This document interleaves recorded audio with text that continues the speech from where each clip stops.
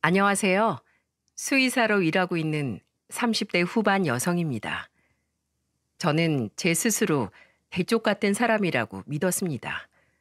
잘못된 건 무조건 바로잡아야 하고 틀린 건 틀렸다고 지적해야 하는 사람이요. 그런데 세상 일이라는 게 무조건 제 뜻대로 살 순 없는 거더라고요. 특히 결혼이라는 제도로 제가 아닌 타인과 가족으로서 묶이게 되었을 땐 말이죠. 그 가족이란 논 때문에 저는 수많은 인내의 시간을 보내야 했습니다.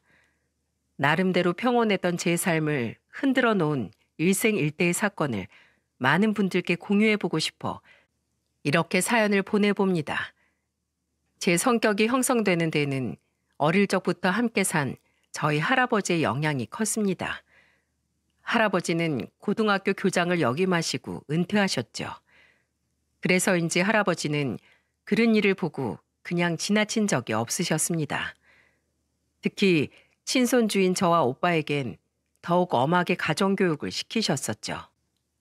할아버지와 저희 부모님 세 분 다 교육계에 종사하셨기에 오빠와 저 또한 자연스럽게 학업에 열중하게 되었어요. 이후 오빠는 교대에 진학해 임용고시 합격 후 고등학교 교사가 되었고, 저는 지방 수의대를 졸업하고 다시 서울로 돌아와 대형 동물병원에 취직을 하게 되었습니다. 이후 29살에 저는 결혼을 하게 되었어요. 다름 아닌 할아버지의 소개로 말이죠. 제 시어머니께선 여고 시절 할아버지가 맡았던 반의 학생이었다고 했습니다. 시어머니께선 제 할아버지가 자기 인생의 길이 남을 은사님이라고 말씀하셨어요. 내가 성격이 좀 뾰족했는데 반 애들이 그런 날 합심해서 따돌렸지 뭐니. 재수 없다고 말이야. 난 따돌릴 테면 따돌려보라고 오히려 고개를 더 빳빳하게 들고 다녔지. 나밖에 모르던 아나무인인 나를 붙잡아 앉혀서 고쳐주려고 노력한 분이 바로 네 할아버님이란다. 본인의 말씀처럼 조금 까칠한 편이긴 했지만 시어머니는 정말로 저희 할아버지를 존경하고 따랐던 것 같습니다. 그리고 은사님의 손녀에서 자신의 며느리가 된 저 또한 많이 좋아하고 아껴주셨죠. 하지만 저는 솔직히 말하면 까칠한 시어머니보단 자상하신 시아버지가 더 좋았습니다. 당시 작은 중소기업을 운영하고 계셨던 시아버지는 대표라는 직함을 가지고도 전혀 거들먹거리는 면이 없으신 분이었어요. 항상 저와 시어머니에게 자상하셨고 자식인 남편과 시동생 그리고 시누이에게도 듬직한 아버지가 되어주셨죠. 저보다 3살 연상이었던 남편은 시아버지의 회사에서 일하고 있었습니다. 처음에 대화를 나눌 때 남편은 욕심이 조금 많은 듯 보였어요. 하지만 저는 그 부분이 오히려 좋았습니다. 일을 해내는 데엔 그만한 욕심도 분명 필요하다고 생각했거든요. 제가 워낙 성취욕 있는 사람을 좋아하기도 했고요. 그리고 그 부분을 제외하면 사람이 착해 보여 저는 남편과 1년간 만남을 가진 후 결혼을 결심하게 되었습니다. 지금 생각하면 남편은 저 때 제 앞에서 착한 척 내숭을 떨었던 것 같아요. 결혼 후에는 점점 제게 짜증을 내기도 하고 신경질을 내기도 하는 모습을 보였거든요. 처음엔 내가 속아서 결혼을 한 건가 싶기도 했지만 제 하소연을 들은 제 친구가 제게 한 말을 듣고 저는 납득을 하고 말았어요. 야, 그럼 결혼 전에 여자 꼬시는데 착한 척 안 할 남자가 어딨냐? 남자 다 똑같은 거야. 다 그렇게 지지고 뽑고 사는 거지 뭘. 저와 남편은 결혼 후 곧바로 시댁에 합가를 했어요. 시댁이 워낙 넓기도 했고 마침 시누이가 우리 결혼에 맞춰 독립을 하겠다며 집을 나가기도 해서 방이 남았거든요. 저 또한 저를 예뻐해 주시던 시부모님과 사는 게 싫지 않기도 했고요. 이후 저는 결혼 1년 만에 일란성 쌍둥이 남매를 출산하게 되어 일을 쉬게 되었습니다. 첫째는 딸, 둘째는 아들이었어요. 친정 할아버지와 부모님, 시부모님도 저희 아이들을 무척 예뻐하셨죠. 그런데 살다 보니 시어머니는 마지 선호 사상이 강한 분이시더라고요. 그래서 극구 은사님의 손녀인 저와의 만남을 맞이인 남편에게 밀어붙였던 거였더라고요. 게다가 밥숟가락도 무조건 맞이 먼저, 집에 좋은 선물이 들어오면 무조건 맞이에게 맞이, 오로지 맞이 바라기셨죠. 문제는 남편이 그런 시어머니의 차별을 당연하게 받아들였단 겁니다. 심한 건 아니었어요. 그저 당연하게 형제들 중엔 자신이 제일 먼저여야 한다는 생각이 박혀 있었던 거죠. 시동생과 시누이는 워낙에 착한 사람들이라 별 불만 없이 자신들 어머니 뜻대로 남편에게 양보를 하고 살았던 것 같더군요. 시아버지는 남편이 그런 면모를 보일 때마다 주의를 주셨지만 회사를 운영하느라 워낙에 바쁘신 분이어서 집안일에 관여할 시간적 여유가 많이 없으셨죠. 문제는 집안이 아닌 시아버지의 회사였습니다. 남편뿐 아니라 시동생 또한 시아버지의 회사에서 재직 중이었어요. 남편은 부대표, 시동생은 부장 직급을 달고 있었는데 직급과는 별개로 회사 내 평판은 시동생이 훨씬 좋더라고요. 학벌은 남편보다 시동생이 조금 더 아래였지만 사람이 워낙에 일을 하는 데 있어 추진력도 강하고 그러면서도 유도리와 리더십을 겸비하고 있더군요. 조금 결단력이 약하고 우유부단한 성격의 남편에 비해서 말입니다. 문제는 시간이 흐를수록 남편이 시동생에게 질투와 자격지심을 느꼈다는 거였습니다.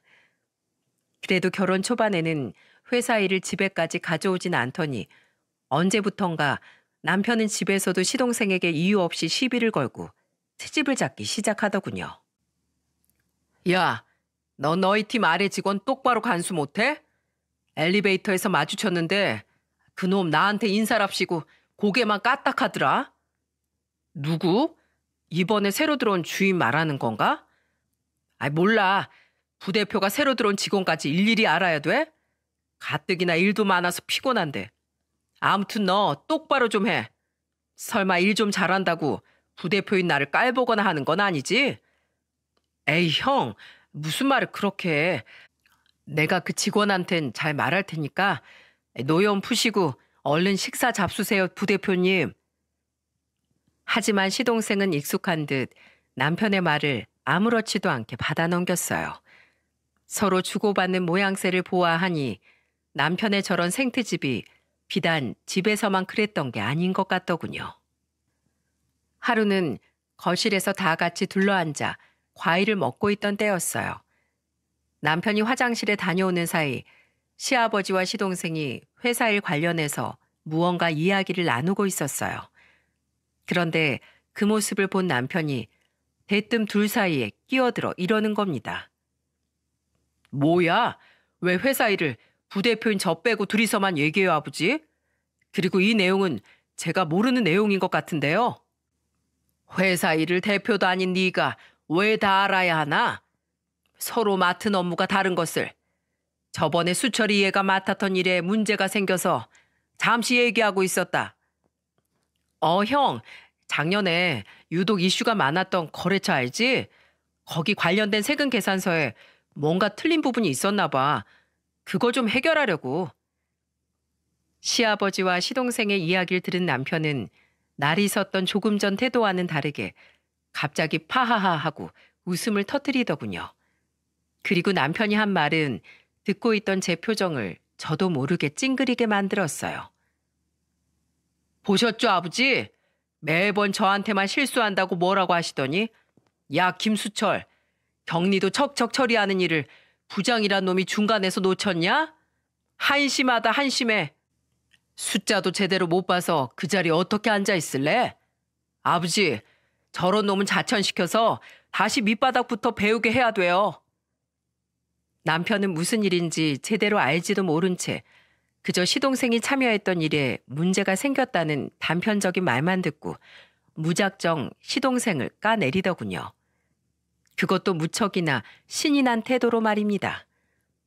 저건 누가 봐도 자격지심 아닌가요?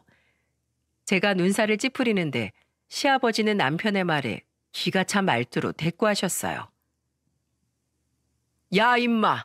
이건 그쪽 업체 책임이지. 수철이 책임이 아닌데 무슨 소리야? 그리고 엄밀히 따지면 이런 책임감 없고 일처리 느린 회사를 거래처랍시고 물어온 게 성수 너 아니냐? 그럼 이건 결국 네 탓이게? 네? 그런 게 어딨어요. 제가 뭐 독심술사도 아니고 그 업체가 그런 업체였을지 어떻게 알아요? 아버진 괜히 매번 저한테만 난리세요. 이거 차별이에요, 아버지. 아버지 때문에 수철이 제가 콧대만 더 높아져서 기고만장하는 거라고요. 그러더니 남편은 시아버지가 뭐라고 역정을 내시기 전에 방으로 쏙 들어가 버렸습니다. 시아버지는 이마를 짚으며 고개를 절레절레 저으셨죠. 아휴, 어쩌다 사내 녀석 배포가 저렇게 간장종지만하게 자랐을까 원. 저는 남편을 따라 방으로 들어갔습니다. 그리고 남편을 붙잡고 쓴소리를 좀 했어요. 여보, 당신 저번에도 도련님한테 생트집을 잡더니 오늘은 아버님한테까지 그게 무슨 말버릇이야? 당신 이런 행동 정말 보기 안 좋아. 자격지심 부리는 사람 같다고. 뭐? 자격지심? 내가 왜? 내가 쟤보다 뭐가 모자라서 자격지심을 부려야 되는데? 나는 아버지의 차별을 당당히 지적한 거라고. 그리고 당신이 선생이야? 왜 사사건건 사람을 가르치려 들어? 당신 혼자만 세상 올곧게 사는 척 하지 마. 역겨워. 남편은 항상 이런 식이었죠. 제가 조금이라도 이빠른 말을 하면 제가 한 말에 3배는 더 덧붙여서 제게 어떻게든 상처를 주려고 했어요. 그게 남편의 방어 기제라는 걸 알았기에 처음엔 저도 이해하려 했지만 계속 듣다 보니 저도 사람인지라 점점 화가 나고 지치더군요. 그래도 제가 선택한 남편이고 애들 아빠였기에 저는 포기하지 않고 남편이 저럴 때마다 쓴소리를 했습니다. 남편이 올바른 길로 갈 수 있도록 돕는 게 응당 아내의 역할이라고 생각했기 때문에요. 하지만 남편은 그런 제 행동이 너무나 싫었던 것 같습니다. 남편은 점점 저에게도 날선 태도로 일관하기 시작했거든요. 그래도 저는 꾹 참고 살아갔습니다. 부모님과 할아버지께 걱정을 끼쳐드리고 싶지 않았거든요. 아직 어린 아이들에게 아빠를 없애고 싶지 않기도 했고요. 본격적인 문제는 제가 결혼한 지 6년 후에 일어났습니다. 시아버지께서 이제 그만 쉬고 싶다는 의사를 밝히신 거예요. 그런데 남은 대표직 자리가 갈등의 화두가 되었습니다. 시아버지는 속으로 시동생을 염두에 두신 것 같았어요. 왜냐하면 남편과 시동생 중 한 명에게 대표직을 물려주고 싶다고 말씀하시면서 이런 말을 덧붙이셨거든요. 우리 같은 중소기업에서 제일 중요한 게 뭔지 알지? 바로 사람이다. 회사 일을 내 일처럼 여기고 여기까지 함께 이끌어와준 직원들 말이야. 그러자면 대표 자리 또한 그 직원들에게 신망이 두터운 사람이 맞는 게 난 맞다고 생각한다. 그 말을 들은 남편의 표정이 사정없이 일그러지더군요. 남편은 시아버지의 말에 곧장 반박을 하기 시작했죠. 아버지, 전 그렇게 생각 안 해요. 원래 높은 자리에 앉아있는 사람일수록 직원들과 더 멀어지는 거라고요. 직원들 기분만 생각하고 옆에서 알랑방귀를 끼어대던 수철이가 직원들한테 인기가 있을 건 당연한 거 아니에요? 저는 이거 굉장히 불합리한 처사라고 생각한다고요. 시부는 예상했다는 듯 골치 아픈 표정을 지으셨어요. 시동생은 남편 옆에서 입을 꾹 닫곤 곤란한 표정을 짓고 있었고요. 그런데 이야기를 듣던 시어머니가 남편의 곁으로 와 시아버지에게 역정을 내시는 겁니다. 나도 큰애 말이 맞다고 생각해요, 여보. 그리고 집안에 장남이 떡하니 이렇게 버티고 있는데 장남도 아닌 둘째가 집안 사업을 물려받았다고 하면 남들이 뭐라고 하겠어요? 그럼 우리 성수는 마지가 돼서 동생 아래에서 일하란 말이에요? 모름지기 사람도 일해도 다 순서가 있는 법이에요. 내 눈에 흙이 들어가기 전엔 난 그 꼴 절대 못 봐요. 수철이 너도 행여나 네 형 자리 넘볼 생각 마라. 동생은 동생의 역할이 있는 거야. 네가 일을 잘하면 너만 잘났다고 잘난 찰 게 아니라 그 능력으로 형을 잘 보필할 생각부터 해야지. 우리나라 역사를 봐도 장남보다 둘째를 우선시하는 집안은 없어. 쌍놈 집안이 아니고서야. 이 엄마 말 알아들었어? 집안의 분위기가 싸늘하게 내려앉았습니다. 저는 아무래도 시아버지의 의견이 맞다는 생각이 들었는데 남편을 붙잡고 이야기를 하려니 남편은 아예 제게 말도 걸지 않더군요. 제가 뭐라고 얘기할지 다 알고 있다는 듯이 말이에요. 그래서 전 남편 대신 시어머니를 설득하려 했죠. 저를 평소에 예뻐하셨으니 어느 정도는 말이 통할 거라고 생각해서요. 그런데 웬걸 시어머니는 도리어 저에게 화를 내셨습니다. 그게 무슨 소리야? 성수가 대표직을 포기할 수 있게 도와달라니. 너 그게 맏며느리로서 할 소리냐? 내가 너 교육자 집안 딸이니까 우리 성수한테 입 바른 소리 한 번씩 하는 거 다 용서하고 이해했다. 그런데 이건 아니지. 네 남편을 도와주지 못할 망정 어디 못 빼어먹은 말을 지금 내 앞에서 들이밀어? 넌 내가 평소에 잘해줬기로써니 시애미 자리가 우습니? 어? 그딴 소리 할 거면 당장 방에서 나가. 저는 결국 시어머니의 방에서 쫓겨나고 말았어요. 어안이 벙벙했습니다. 시집와서 시어머니에게 저런 모진 소리를 들어본 게 처음이었거든요. 너무 놀란 나머지 제 눈엔 눈물마저 핑 돌고 말았죠. 그리고 다음 날 저는 일찍 퇴근한 시아버지와 서방님이 방에서 나누는 대화를 듣게 되었어요. 아버지, 형한테 대표 자리 넘겨주시는 게 좋겠어요. 제가 만약 대표 자리에 앉게 되면 우리 가족 사이가 전부 멀어질 거예요. 우리 가족이 어떻게 될지 뻔히 보이는데 제가 어떻게 그 자리에 앉을 수 있겠어요. 대신 제가 엄마 말대로 형을 도와서 회사 잘 이끌어 나가볼게요. 그렇게 시아버지는 결국 남편에게 대표 자리를 넘겨주게 되었습니다. 남편의 대표 취임을 축하하러 회사에 간 날의 광경을 저는 아직도 기억해요. 형, 여기 대표 명패야. 대표 김성수. 어때? 멋지지? 앞으로도 잘 부탁해. 저와 남편 그리고 시동생 이렇게 셋이 있던 대표실에서 시동생은 남편에게 직접 주문 제작한 대표 명패를 건넸습니다. 남편과의 관계를 최대한 잘 이어나가려는 시동생의 노력이 느껴져 속으로 참 뭉클했어요.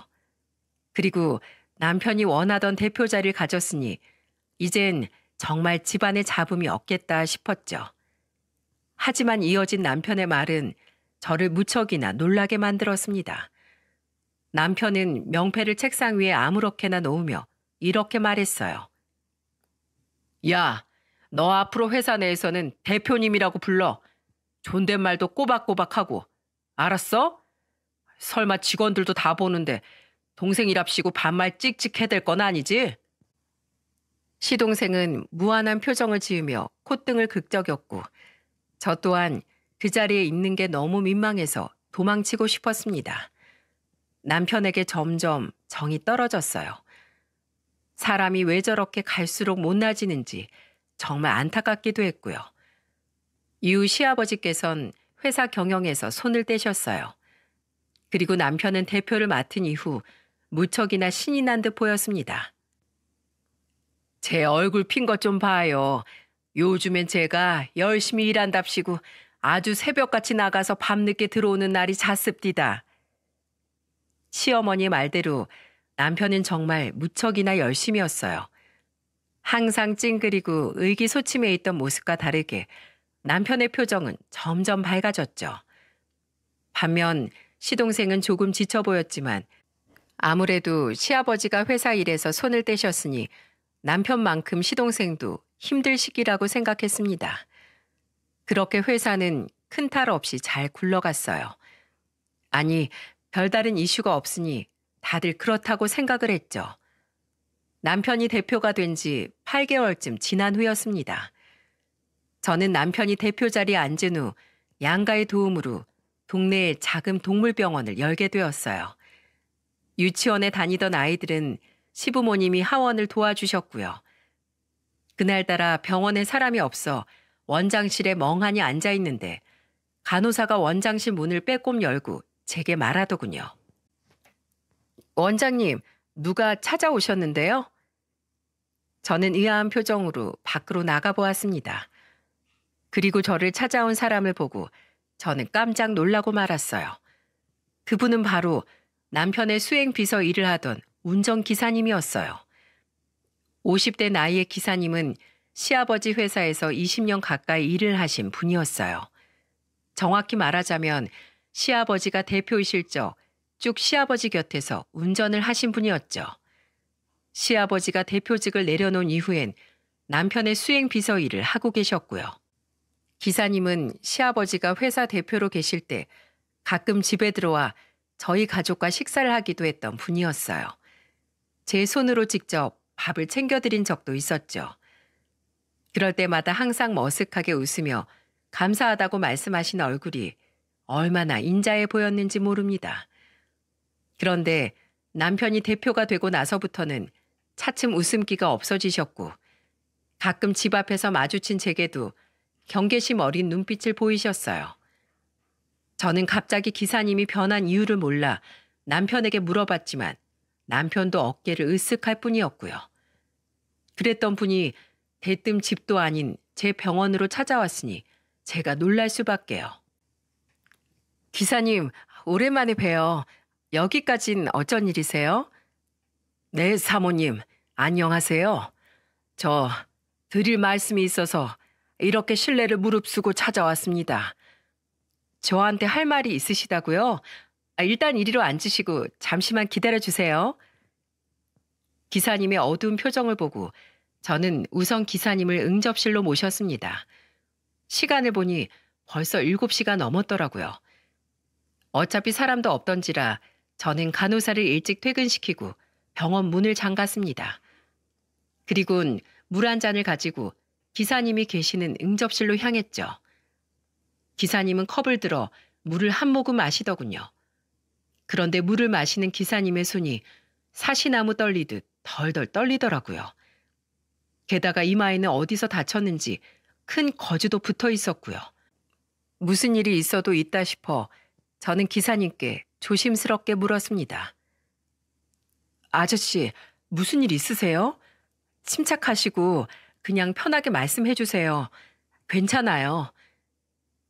그러자 제 말에 기사님은 차츰 눈시울을 붉히시더군요. 도대체 무슨 말씀을 하시려고 저러시나 제가 걱정스러운 반, 긴장된 반으로 기사님을 바라보고 있자니 드디어 기사님께서 입술을 떼셨습니다. 저 오늘 사직서를 낼 예정이에요. 도저히 대표님, 아니 그 사람과는 일할 수 없을 것 같습니다. 사모님 남편 정말 사람도 아니에요. 제가 우리 원래 대표님, 그러니까 사모님 시아버님과 인연이 깊어 여태 버텼지만 더 이상은 못하겠습니다. 저 양심 고백하러 왔어요, 사모님. 사모님도 그냥 대표님하고 이혼하세요.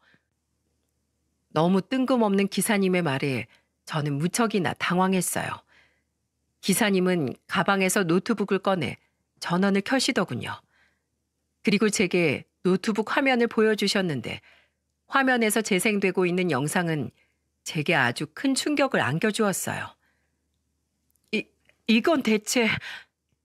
그건 바로 남편의 차에 달린 블랙박스 영상이었어요. 그리고 그 안에서 남편은 삼촌뻘인 기사님에게 존칭이 아닌 야, 너 하며 하대를 하고 있더군요. 야, 이 새끼야, 똑바로 운전 안 해? 그냥 신호 무시하고 가란 말이야. 급해 죽겠는데. 이야, 이 새끼 진짜 지나갔네. 야, 너 방금 신호 위반한 거 과태료 나오면 네가 다 내. 알았어? 아우, 아버지만 아니면 저 답답한 늙은이 빨리 잘라버리고 싶은데 진짜. 저는 너무 놀라 두 손으로 제 입을 틀어막았습니다. 함께 화면을 지켜본 기사님은 말없이 다음 영상을 재생시켰어요. 그 영상에서 뒷좌석에 앉은 남편은 기사님이 있는 운전석을 발로 팍팍 차고 있었습니다. 아우 진짜.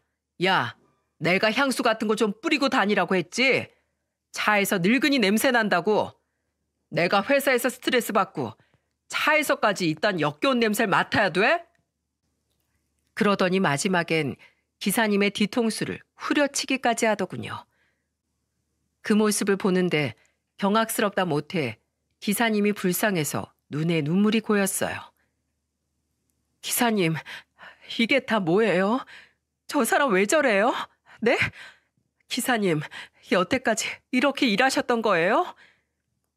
울음 섞인 제 말에 기사님은 그렇다고 말씀하시며 고개를 주워기셨습니다. 그리고 기사님도 울먹이며 이렇게 말씀하셨어요. 처음엔 참으려고 했습니다. 아직 자식들이 자리를 못 잡아서 웬만해선 운전대를 놓지 않으려고 했어요. 그런데요, 사모님, 저 더 이상은 못 참겠습니다. 저 오늘 이 말을 5바늘이나 꿰매고 왔어요. 대표님이 던진 유리컵 피하려다 넘어져 책상에 박았죠. 사모님 남편은 절 아예 인간 이하로 취급하고 있습니다. 게다가 사모님, 이게 끝이 아닙니다.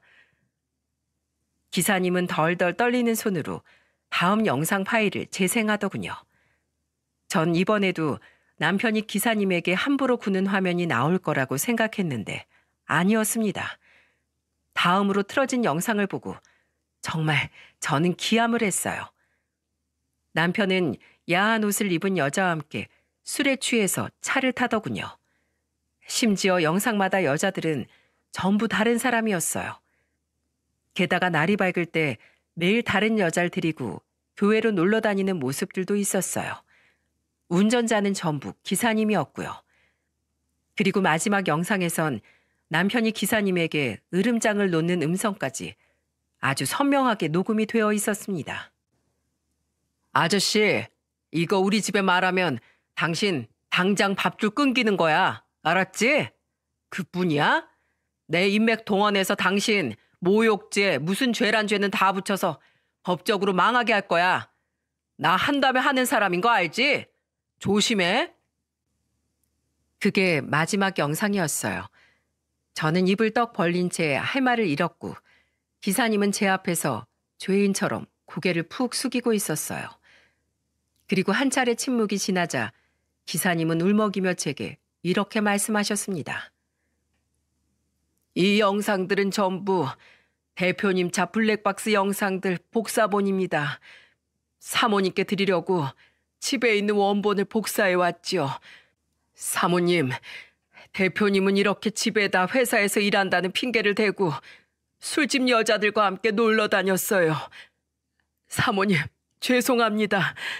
어떻게 보면 저도 대표님의 저런 행동에 동조한 나쁜 놈입니다.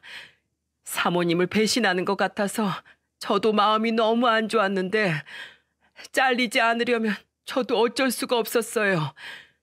그리고 사모님, 회사 분위기가 너무 안 좋습니다. 직원들이 다들 퇴사하고 싶다고 난리예요. 저번엔 직원들을 불러 모으더니 대표에게 지켜야 할 예절법이라는 말 같지도 않은 걸 교육하더라고요. 작은 도련님이 대표님에게 계속해서 조언도 하고 설득을 하는데도 도통 들어먹질 않고 도리어 작은 도련님께 업무만 가중시켜 제 발로 뛰쳐나가게 하겠다고 벼르고 있어요. 저는 유독 피곤해 보이던 시동생의 얼굴이 떠올랐어요. 그리고 그것조차 남편이 일부러 시동생을 괴롭힌 짓의 결과물이라고 생각하니 정말 화가 치밀어 오르더군요. 제가 너무 화가 나 두 눈을 질끈 감는데 기사님이 제 손을 덥석 잡더니 제게 애원을 하지 뭡니까? 사모님, 제가 이 회사에서 20년을 몸담고 지냈습니다. 제 청춘을 바친 이 회사가 이대로 망하게 내버려 둘 수만은 없어서 거듭 고민하다가 이렇게 사모님을 찾아온 거예요. 사모님, 빨리 작은 도련님이나 원래 대표님이 대표 자리로 돌아가셔야 회사가 정상으로 돌아갈 것 같습니다. 이대로 있다간 정말 이 회사 망할지도 몰라요. 우선 알겠습니다, 기사님. 말씀하기 어려우셨을 텐데 어려운 발걸음 해주셔서 감사해요. 이 영상은 제가 꼭 유용하게 쓰도록 할게요. 저는 이를 뿌듯 깔고는 집으로 향했습니다. 시부모님은 그날 저희 애들과 함께 놀러 나가 집에 계시지 않았고 집엔 웬일로 남편과 시동생만 있더군요. 저는 남편에게 성큼성큼 다가갔어요. 그리고 소파에 앉아있는 남편의 뒤통수를 아주 세게 후려쳐버렸죠. 형수님. 뭐야? 황당한 표정으로 저를 보는 남편을 보고 저는 코웃음을 쳤습니다. 저는 남편에게 아주 싸늘한 표정을 짓곤 이렇게 말했어요. 아파? 그럼 아프지 안 아파? 당신 뭐 잘못 먹었어? 왜 대뜸 사람 뒤통수를 때리는 건데? 기분 나쁘게. 기분 나빠? 그걸 아는 인간이 자기 아버지랑 비슷한 연배 기사님 뒤통수를 팍팍 때리고 유리컵 던지고 이 새끼 저 새끼 하면서 욕설 해대? 네가 인간이야? 이 쓰레기 같은 새끼야. 너 내가 그래도 여태 애들 아빠고 내가 선택한 내 남편이니까 어떻게든 인간 만들어 보려고 노력했어. 그런데 밖에서 이렇게 인간 말종 같은 짓거리를 하고 다녀? 그게 무슨 헛소리야? 잔뜩 당황한 표정의 남편은 우선 딱 잡아떼자 싶었던지 오리발을 내밀더군요. 그 모습을 보는데 정말 역겨워서 구역질이 날 것 같았어요. 잡아뗄 생각하지 마. 당신 차에서 기사님한테 함부로 군 영상, 그리고 일한답시고 거짓말하고 술집 년들이랑 놀아난 영상 내가 죄다 가지고 있어. 이 한심한 인간아. 이따위로 굴려고 도련님한테서 대표직 빼앗아갔니? 네 마음대로 돈 펑펑 쓰고 직원들한테 갑질하고 싶어서? 야, 진짜 내가 어이가 없어서. 뭐? 대표에 대한 예절법 교육? 너 또라이냐? 진짜 내가 너 같은 별스러운 놈은 처음 본다. 됐고, 여보세요. 나 이거 아버님한테 다 말씀드릴 거고 영상도 다 보여드릴 거야. 그리고 너 같은 인간이랑은 더는 못 살아. 당장 이혼이야. 알았어? 그리고 너 어디 가서 쪽팔리게 내 남편이었다고 떠들고 다니지 마라. 뒤지기 싫으면? 평소에 너무 많은 화를 참아왔던지라 한 번 터진 제 입은 다칠 줄을 모르더군요. 그런 제 모습을 남편과 시동생은 입을 떡 벌리고 쳐다보고 있었고요. 그러다 먼저 정신을 차린 남편이 이내 표정이 사납게 일그러지더니 제게 달려들려는 겁니다. 당신이 그 영상이 있다 이거지? 내놔. 누구한테 뭘 보여줘? 웃기지 마. 내가 그렇게 되도록 내버려 둘 것 같아? 어딨어? 그 영상 당장 내놔. 하지만 저는 아랑곳하지 않았어요. 저는 제 뒤에 앉아있던 시동생에게 뒤도 돌아보지 않고 말했죠. 도련님, 제 말 들으셨죠? 저 버러지 뒷다리털 같은 놈이 한 짓들이에요. 저래도 형이랍시고 대표 자리 앉혀놓고 싶으세요? 이건 아닌 것 같죠? 그럼 일단 저 인간 좀 붙들어 놓으세요. 저 짐 싸서 집 나갈 동안이요. 네? 네. 제 말에 시동생은 엉거주춤 일어나 남편을 힘으로 제압하더군요. 저는 그 개판을 뒤로하고 방으로 들어와 제 짐을 쌌습니다. 그리곤 그 길로 친정으로 향했죠. 우선 집을 나오고 시아버지께 자초지종을 말씀드린 뒤 아이들을 다시 데리고 오려고요. 그리고 그 길로 시아버지께 USB에 담긴 영상들을 전부 보냈습니다. 그랬더니 얼마 지나지 않아 시아버지께 전화가 오더라고요. 미안하구나, 아가야. 내가 자식 교육을 잘못 시켜서 일이 이렇게 되었다. 내가 입이 10개라도 할 말이 없어. 우선 친정에 있으렴. 애들은 수철이 통해서 거기로 보내마. 내가 회사 일부터 해결하고 집안일은 그 이후에 정리하자꾸나. 내일 당장 임원들부터 모아놓고 이 사달을 처리해야겠다. 그날 저녁 시동생은 제 아이들을 친정에 데리고 왔고 제게 이틀 뒤 임원회의가 소집되었다고 말해주었습니다. 아마 그때 남편의 직위가 해제될 것 같다고요. 형 지금 아버지가 던진 식탁 의자에 맞아서 병원으로 갔어요. 엄마는 영상을 보고 충격받아서 자리에 들어 누우셨고요. 하지만 임원회의가 열린다던 그 이틀보다도 빨리 생각지도 못한 곳에서 일은 터지고 말았습니다. 얘 채화야, 이거 봐라. 이거 너희 시아버지 회사 아니니? 엄마가 제게 한 기사를 보여주셨는데 그걸 보고 저는 경악을 금치 못했어요. 기사의 헤드라인엔 중소기업 대표의 충격적인 갑질이라고 적혀 있었고 모자이크 처리가 되긴 했지만 분명 기사의 사진들은 제가 본 영상들의 캡처본이더군요. 저는 너무 놀라 시동생에게 전화를 했지만 받지 않았고 남편은 몰라도 시아버지와 시동생이 걱정이 됐던 전 고민을 하다 회사로 달려가게 되었습니다. 회사에 도착한 제 눈에 들어온 광경은 그야말로 아비규환이었어요. 이 버러지만도 못한 자식아, 감히 내 회사에 먹칠을 해? 내가 어떻게 키운 회사인데? 바로 시아버지가 남편의 책상에 있던 명패를 남편에게 집어던지신 겁니다.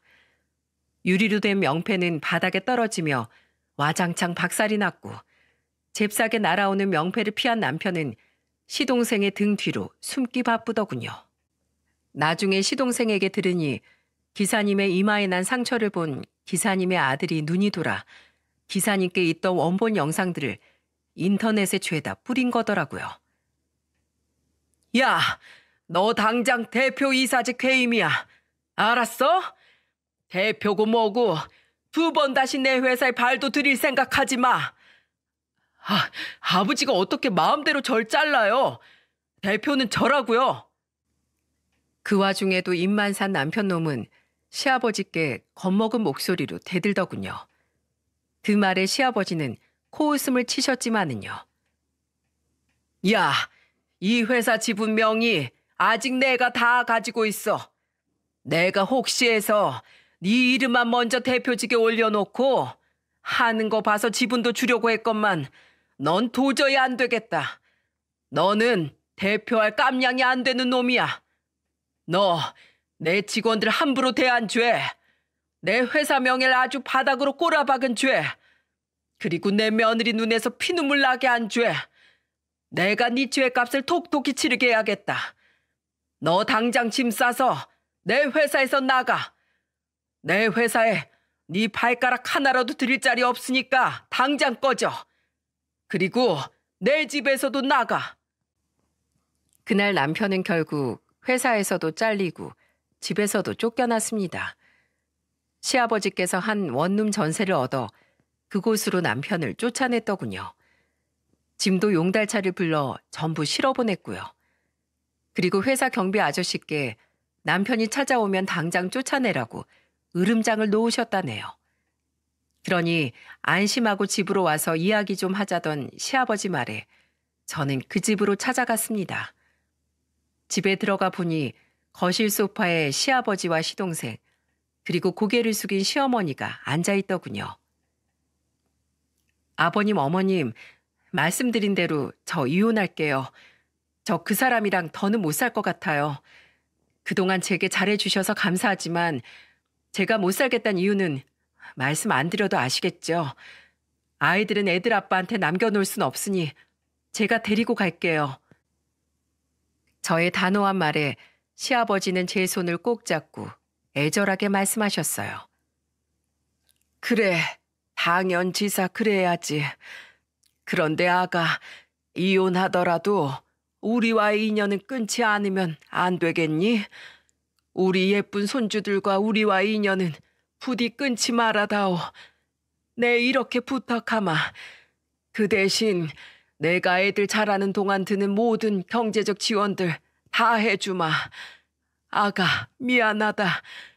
내가 내 아들을 괴물로 만든 것 같아. 너한테 너무 죄스럽구나. 시아버지께서 그렇게까지 말씀하시니 저는 알겠다며 고개를 끄덕였어요. 그러자 고개를 푹 숙이고 있던 시어머니께서 눈물을 뚝뚝 흘리시더군요. 그리곤 흐느끼며 제게 갑자기 사과를 하셨습니다. 아가, 미안하다. 내가 미안해. 내가 큰애가 그렇게 인간이 덜 된 애인 줄 몰랐다. 난 그저 내 아집에만 눈이 멀어 있었어. 예전에 내가 너한테 못되게 말한 거 줄곧 마음에 담아두고 있었다. 아, 괜한 내 욕심에 너까지 마음고생하게 한 것 같아. 정말로 미안하다. 미안해.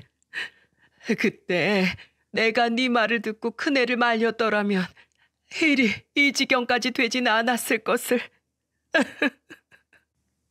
저는 그런 시어머니의 손을 꼭 잡아주었어요. 자신의 아들에 대해 크게 실망한 시어머니에게 더 이상 어떤 질책도 하고 싶지 않았거든요. 이미 벌을 스스로 다 받으셨을 테니까요. 이후 저는 시부모님 덕에 무사히 협의 이혼을 했습니다. 그리고 회사의 대표직은 시동생에게 돌아갔어요. 이제야 대표직이 제 자리를 찾아간 거라고 전 생각합니다. 또한 다행히 남편이 잘리고 난 후 기사님의 간곡한 부탁으로 기사님의 아들이 영상을 전부 내렸어요. 기사 또한 기자님들에게 간곡히 부탁해 전부 내리게 되었고요. 기사님이 바랐던 건 남편이 대표 자리에서 내려오고 회사가 다시 안정되는 것뿐이기 때문이겠죠. 그리고 시아버지는 집으로 온 기사님께 무릎 꿇고 머리를 땅에 대며 진심으로 사과를 하셨다고 하네요.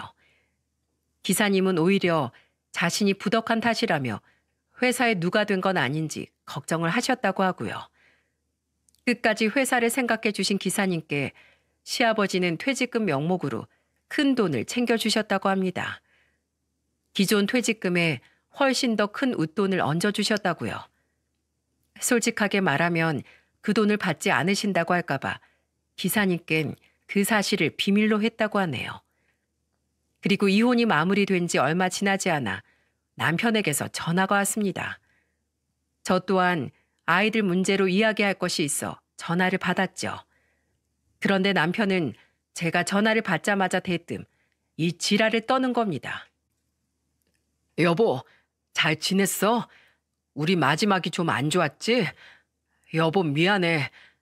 다 나 잘 되라고 했던 당신의 말들이 이제야 생각이 나서 나 하루하루 너무 후회하고 있어. 나를 생각해 주는 건 당신밖에 없었는데 말이야. 그래서 말인데 여보, 나 이제 정말 정신 차렸거든? 내가 당신한테 사과하는 거 보면 알겠지? 그러니까 당신이 나에 대해서 아버지한테 말 좀 잘해주면 안 돼? 아버지가 당신은 참 좋아하시잖아. 나 회사랑 집에 좀 다시 들어갈 수 있게 당신이 말 좀 잘해줘. 내가 왜 이딴 원룸에서 살아야 해?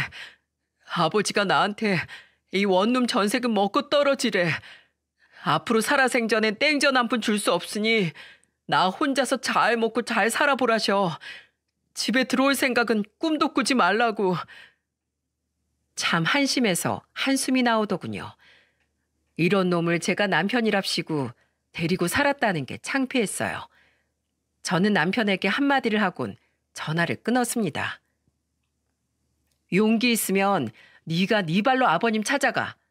너랑 내 인연은 이미 예전에 끝났어. 너 같은 놈하고는 다신 상종하고 싶지도 않아. 그리고 웬만한 일 없으면 2번 다시 나랑 애들 눈앞에 나타나지 마. 알았어? 그땐 네가 기사님한테 했던 것처럼 내가 네 머리통에 유리컵을 확 던져버릴 테니까. 이 말 하려고 전화 받은 거야. 그럼 잘 지내지 마. 안녕? 그게 마지막이었어요. 제가 이혼한 지도 벌써 몇 년이 지났네요. 남편에겐 더 이상 연락이 오지 않습니다. 그놈이 한동안 술을 먹고 새벽에 주구장창 제게 전화를 해대길래 제가 연락처를 차단했거든요. 제가 연락을 받지 않으니 나중엔 저희 부모님한테까지 연락했고 마지막으로 연락한 할아버지께 입에 담지도 못할 험한 욕을 들은 뒤론 강감무소식이네요. 대체 뭐라고 말씀하신 거냐고 할아버지께 물었지만 할아버지는 인간이 아닌 것들에겐 인간의 말이 아닌 말을 해줘야 한다며 웃으시곤 아무 말씀도 해주지 않으셨습니다. 아직도 가끔씩 사이가 좋았던 시동생에게 안부 전화가 와요. 애들은 잘 지내냐면서 말이죠. 저희 애들이야 뭐 다행히 자기 아빠의 못된 면은 안 닮았더군요. 지금은 둘 다 초등학교에 들어가 아주 건강하게 잘 자라고 있답니다. 시부모님께서도 가끔 손주들을 보러 찾아오세요. 그리고 오실 때마다 저희 부모님과 할아버지와 함께 식사도 하시고 장기도 두시며 오랜 시간을 보내다 가시곤 하죠. 그리고 저번엔 시부모님과 함께 특별한 손님이 한 분 왔는데요. 그게 누구였냐면 말이죠. 기사님, 그동안 잘 지내셨어요? 네, 오랜만이네요, 사모님. 은퇴한 시아버지와 호영호재하는 사이로 지내게 된 기사님께서 할아버지의 초대를 받아 저희 집에 놀러 오신 겁니다. 그렇게 양가 부모님들과 기사님, 저희 할아버지는 뜻이 잘 맞으시는지 저번엔 강원도로 어른들끼리 여행도 다녀오셨더라고요. 뭐 노년에 마음 맞는 친구들이 늘어난다는 건 좋은 일 아니겠어요? 저는 지금 여전히 동물병원을 운영하며 잘 살고 있습니다. 도리어 집에서 매번 전 남편을 마주치며 스트레스 받던 때보다 지금이 훨씬 좋은 것 같아요. 세상에 고쳐쓸 수 있는 인간이 정말 있는지 없는지는 모르겠지만 적어도 저는 더 이상 그런 놈을 갱생시켜 보겠다고 스트레스 받으며 노력하며 살진 않을 작정입니다. 그런 경험은 한 번으로도 충분하니까요. 물론 그런 분들은 거의 없으시겠지만 세상 모든 사람들이 제발 인간으로서 최소한의 도리는 지키며 살아가는 세상이 왔으면 좋겠습니다. 그런 아름다운 세상을 바라며 저는 이만 긴 사연을 마칠게요. 여기까지 들어주셔서 정말 감사합니다.